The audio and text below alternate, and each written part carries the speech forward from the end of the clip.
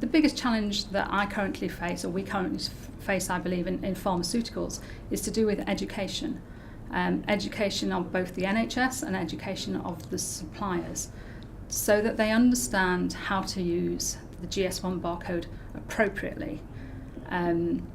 They may very well understand that GS1 is important, but pharmaceuticals in particular have many different package levels that have to have a barcode or a GTIN. And to make sure that the appropriate GTIN is at the right level of packaging is very important. It's very important for tenders for medicines, which is what we do at the Commercial Medicines Unit.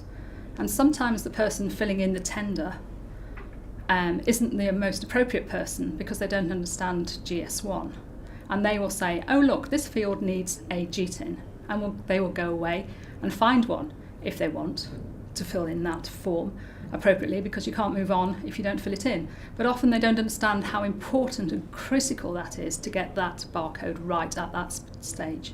Because if they get it wrong, then the wrong product is bought and the wrong product possibly could be administered to the patient. The strategy for the next 18 months, I believe, is about harnessing the ISB for the NHS, of which GS1 was awarded last year, and making sure that as many people as possible understand that that's important and the benefits that that will bring.